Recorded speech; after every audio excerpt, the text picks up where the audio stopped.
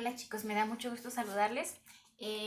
Bueno, el día de hoy, lunes 20 de abril, el día de mañana, martes 21 de abril, estaremos revisando dando un pequeño repaso sobre lo que fue la introducción a la reacción química que analizamos en el trimestre número 2, al final del trimestre número 2.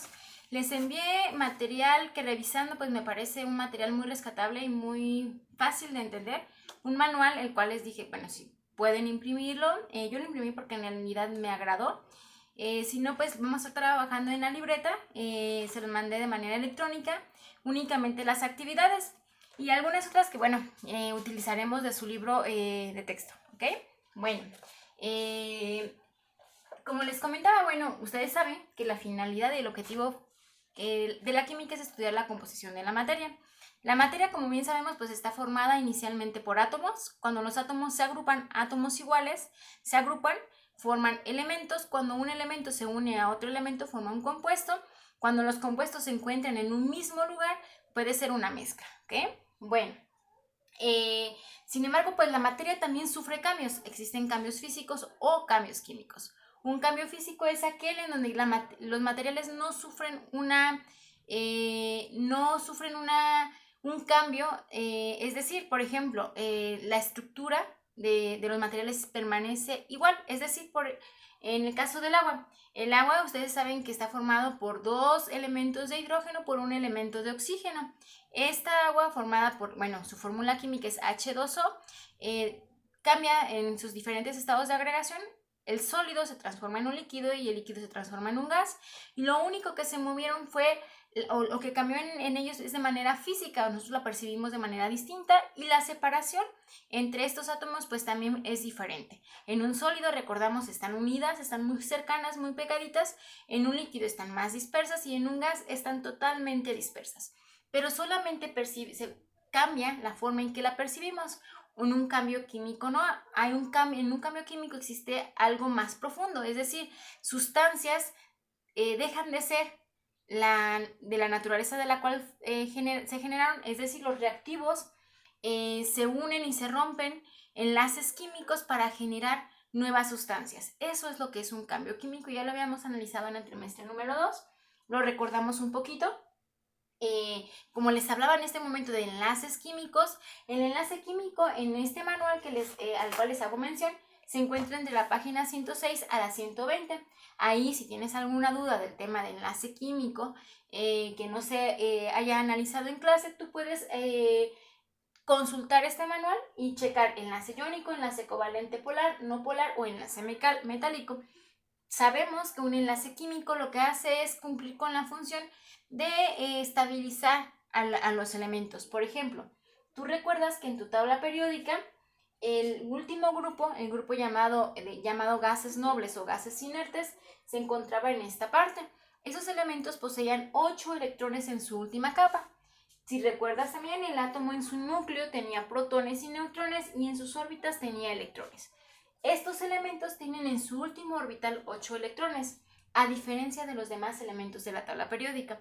Por eso se forman los enlaces químicos, con la finalidad de cumplir con esta ley, bueno, llamémosle ley, de querer poseer los 8 electrones y lograr una estabilidad, ¿ok? Un enlace iónico se da cuando un metal, es decir, la parte en que está en rayitas negras, se une a un no metal. Un enlace covalente, por ejemplo, existe entre los no metales, un no metal con un no metal, o un enlace metálico entre los metales, ¿ok?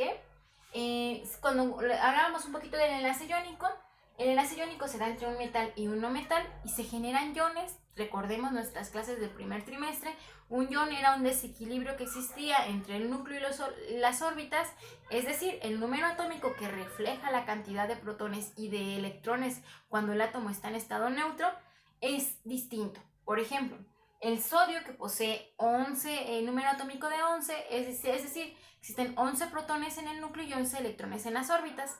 Cuando el sodio en su último orbital tiene únicamente un electrón. Si recordamos un poquito el modelo atómico de Bohr, que es como el más sencillo, en el núcleo hay, en la primera órbita tiene 2 electrones, en la siguiente órbita tiene 8 electrones y van 10, y en su tercer orbital tiene únicamente un electrón. Cuando el sodio se une a un elemento no metálico, como el cloro, que es un elemento pues altamente electronegativo y que posee 7 electrones de valencia, el sodio lo que hace es regalarle a ese cloro el electrón que le hace falta. Se genera un ion, es decir, una carga total positiva para el sodio y una carga total negativa para el cloro, que en el momento cuando hablemos un poquito al final de la presentación del día de hoy de oxidación y reducción vamos a saber por qué positivo y por qué negativo, ¿ok?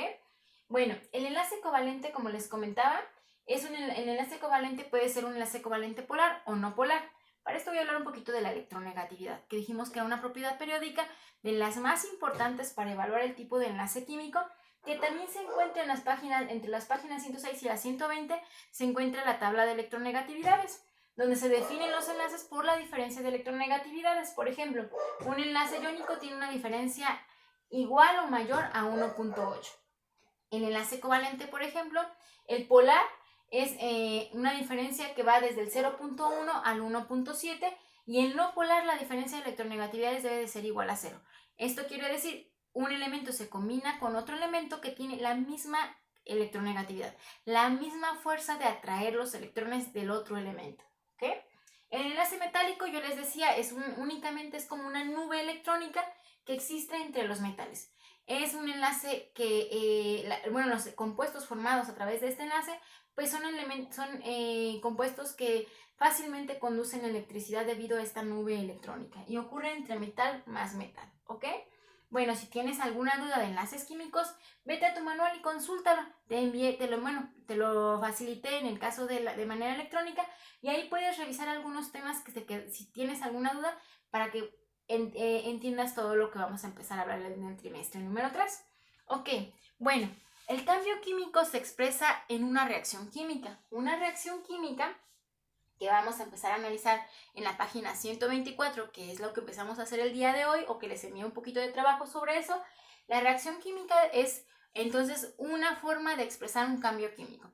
Una reacción química, ya lo habíamos visto, se clasifica de diferentes formas, es decir, por ejemplo, existe una reacción química cuando A conoce a B y forman un producto llamado AB, es una reacción de síntesis porque se está sumando y se está formando un compuesto más grande, ¿ok? Esto puede ser un ejemplo de un enlace químico. También cuando el AB se separa en A más B, pues es una reacción llamamos de reacción de descomposición, ¿sale? En el caso de que AB conozca a C y C sea más electronegativo, entonces desplaza a B y A se queda con C y desplaza a B. A eso se le llama reacción de sustitución simple o desplazamiento simple. Cuando AB conoce a B, C, cuando AB conoce a C más D, se sustituyen ambos y entonces podría quedar A con B y A con C y B con D. Y en esto se le llama reacción de desplazamiento doble. ¿Ok? Está en la página 124. El día de hoy te mandé trabajo sobre este tema de reacción química y su clasificación. ¿Ok? Bueno, una reacción química, de lo que nos habla la reacción química es una forma se plasma en una ecuación química. Como yo les comentaba en clases, una ecuación química es como una ecuación en matemáticas, es una igualdad. Porque es una igualdad, sabemos que los reactivos tienen el mismo peso y el mismo tamaño que los productos. Hay dos leyes que rigen a estas ecuaciones químicas, como en el caso de matemáticas, las leyes que rigen una ecuación matemática es la ley de los exponentes o las leyes de los signos.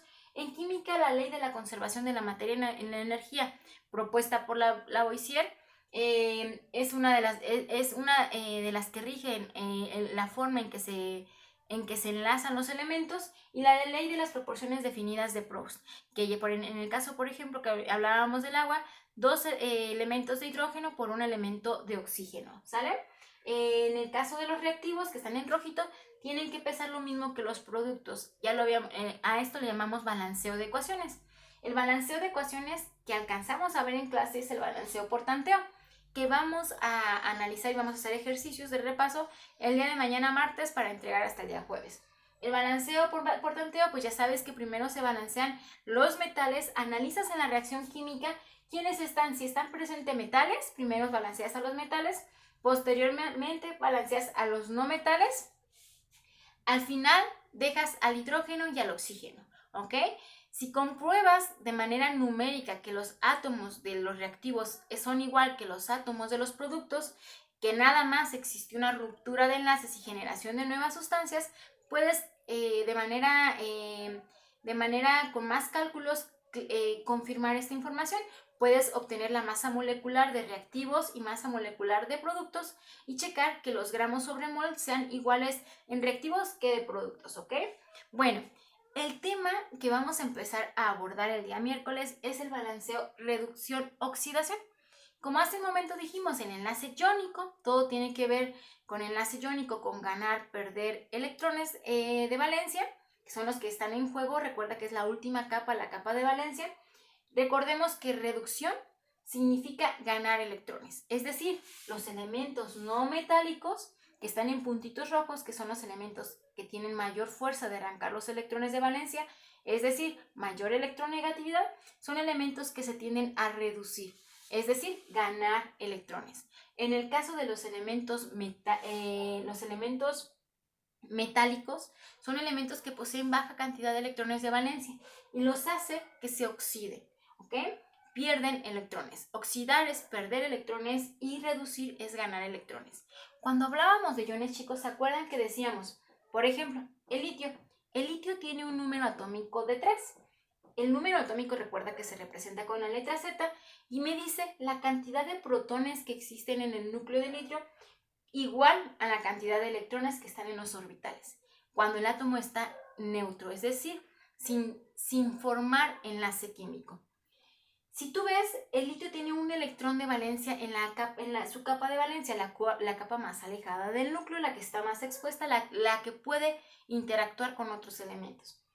Entra en interacción con el flúor. Si tú recuerdas también, o lo puedes checar en la página, entre la página 106 y 120, que está la tabla de electronegatividades, el flúor posee una electronegatividad de 4.